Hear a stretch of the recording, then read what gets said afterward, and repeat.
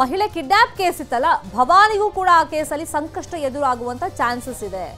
ಭವಾನಿ ರೇವಣ್ಣಗೆ ವಿಚಾರಣೆಗೆ ಕರೆಯೋದಕ್ಕೆ ಸಿದ್ಧತೆಗಳು ಆಗಿದೆಯಂತೆ, ಚಾನ್ಸಸ್ ಇದೆಯಂತೆ. ಇವತ್ತು SITಯಿಂದ ನೋಟಿಸ್ ಇಶ್ಯೂ ಆಗುವಂತ ಚಾನ್ಸಸ್ ಇದೆ. ಮಹಿಳೆ ಕಿಡ್ನಾಪ್ ಕೇಸ್ಗೂ ಭವಾನಿ ರೇವಣ್ಣಗೂ ಯಾವ ತರ ಲಿಂಕ್ ಇದೆ ಅಂತಂದ್ರೆ, ದೂರಿನಲ್ಲಿ ಭವಾನಿ ಹೆಸರು ಉಲ್ಲೇಖವಾಗಿದೆ. ಭವಾನಿ ರೇವಣ್ಣ ಆಪ್ತ ಸತೀಶ್ ಬಾಬು ಆ ಮಹಿಳೆಯನ್ನ ಮನೆಯಿಂದ ಕರ್ಕೊಂಡು ಹೋಗುವಂತ ಟೈಮ್ನಲ್ಲಿ ರೇವಣ್ಣ ಅವ್ರು ಕರೀತಾ ಇದ್ದಾರೆ, ಭವಾನಿ ರೇವಣ್ಣ ಅವ್ರು ಕರೀತಾ ಇದ್ದಾರೆ, ಬರ್ಬೇಕಂತೆ ಅಂತ ಹೇಳ್ಬಿಟ್ಟು ಕರ್ಕೊಂಡು ಹೋಗಿದ್ದಾರೆ ಅಂತ ಕಂಪ್ಲೇಂಟ್ನಲ್ಲಿ ಉಲ್ಲೇಖವನ್ನ ಮಾಡಲಾಗಿದೆ. ಈ ಹಿನ್ನೆಲೆಯಲ್ಲಿ ನೋಟಿಸ್ ಕೊಡೋದಕ್ಕೆ SIT ಸಿದ್ಧತೆಯನ್ನ ಮಾಡ್ಕೊಂಡಿದೆಯಂತೆ. ಸದ್ಯಕ್ಕೆ ಹೊಳೆನರಸೀಪುರದ ನಿವಾಸದಲ್ಲಿ ಭವಾನಿ ಮತ್ತೆ ಅವ್ರ ಮಗ ಸೂರಜ್ ಇದ್ದಾರೆ. ಸೊ ಅಲ್ಲಿ ನೋಟಿಸ್ ಕೊಡೋದಕ್ಕೆ ತಯಾರಿಗಳು ನಡೆದಿದೆ. ಕಾರಣ ದೂರಿನಲ್ಲಿ ಭವಾನಿ ರೇವಣ್ಣ ಹೆಸರು ಕೂಡ ಉಲ್ಲೇಖ ಆಗಿರೋದು. ಈ ಕಿಡ್ನಾಪ್ ಕೇಸೇ ಈಗ ರೇವಣ್ಣಗೆ ಮತ್ತೆ ಭವಾನಿ ರೇವಣ್ಣಗೆ ಸಂಕಷ್ಟ ತರುವಂತ ಸಾಧ್ಯತೆಗಳು ದಟ್ಟವಾಗಿ ಕಾಣಿಸ್ತಾ ಇದೆ. ಒಂದು, ಭವಾನಿ ರೇವಣ್ಣ ಕರೀತಾ ಇದ್ದಾರೆ ಅಂತ ಹೇಳಿ ಆ ದೂರಿನಲ್ಲಿ ಉಲ್ಲೇಖ ಮಾಡಿರೋದು, ತದನಂತರ ಆ ಮಹಿಳೆ ಕಿಡ್ನಾಪ್ ಆಗಿರೋದು, ಮತ್ತೆ ಭವಾನಿ ರೇವಣ್ಣ ಸಂಬಂಧಿ ಮತ್ತೆ ಆಪ್ತ ಸತೀಶ್ ಬಾಬು ಅಂತ ಆತನ ಹೆಸರು, ಆತನ ತೋಟದ ಮನೆಯಲ್ಲಿ ಆ ಮಹಿಳೆ ಸಂತ್ರಸ್ತೆ ಈಗ ಸಿಕ್ಕಿರೋದು. ಸೊ ಈಗ ಲಿಂಕ್ಗಳು ತುಂಬಾನೇ ಇದೆ, ಆ ಡಾಟ್ಗಳು ಕನೆಕ್ಟ್ ಆಗಿರೋದ್ರಿಂದಾನೆ ಸೊ SIT ಈಗ ಭವಾನಿ ರೇವಣ್ಣಗೂ ಕೂಡ ಈ ಪ್ರಕರಣದಲ್ಲಿ ಲಿಂಕ್ ಇರಬಹುದು ಅನ್ನೋ ನಿಟ್ಟಿನಲ್ಲಿ ಸಂಶಯ ಬಂದಿರೋದ್ರಿಂದ ಮತ್ತೆ ದೂರಿನಲ್ಲೂ ಆಕೆ ಹೆಸರಿರೋದ್ರಿಂದ ನೋಟಿಸ್ ಕೊಡೋದಕ್ಕೆ ಸಿದ್ಧತೆಗಳಾಗಿದೆ.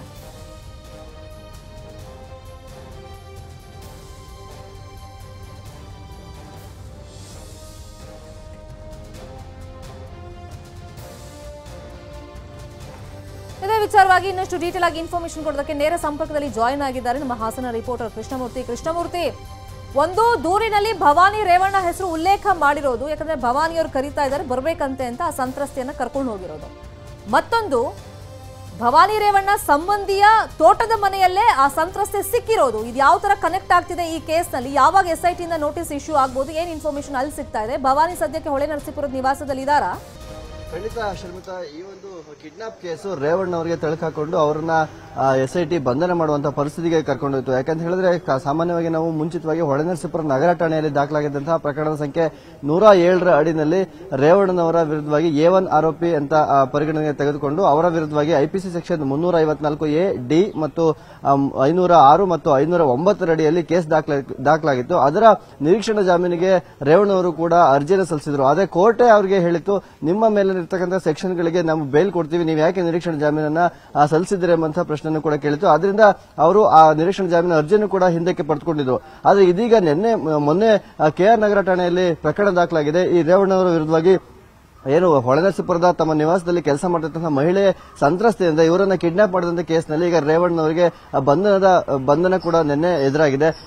ಕೋರ್ಟ್ ಕೂಡ ಅವರ ನಿರೀಕ್ಷಣಾ ಜಾಮೀನು ಅರ್ಜಿಯನ್ನು ಕೂಡ ವಜಾ ಮಾಡಿದೆ. ಆದ್ರೆ ಇದೀಗ ಮತ್ತೊಂದು ವಿಚಾರ ಹಾಸನದಲ್ಲಿ ಚರ್ಚೆ ಆಗ್ತಿತ್ತು ಮತ್ತು ರಾಜ್ಯಾದ್ಯಂತ ಚರ್ಚೆ ಆಗ್ತಿರ್ತಕ್ಕಂಥ ಏನಂದ್ರೆ FIR ಕಾಪಿನಲ್ಲಿ ಭವಾನಿ ರೇವಣ್ಣವರ ಹೆಸರಿದೆ. ಭವಾನಿ ರೇವಣ್ಣವರ ಸೂಚನೆ ಮೇರೆಗೆ ಮತ್ತು ಅವರ ಸಂಬಂಧಿ ಆಗಿರೋದ್ರಿಂದ ಅವರ ಸೂಚನೆ ಮೇರೆಗೆ ಕಿಡ್ನಾಪ್ ಮಾಡಲಾಗಿದೆ.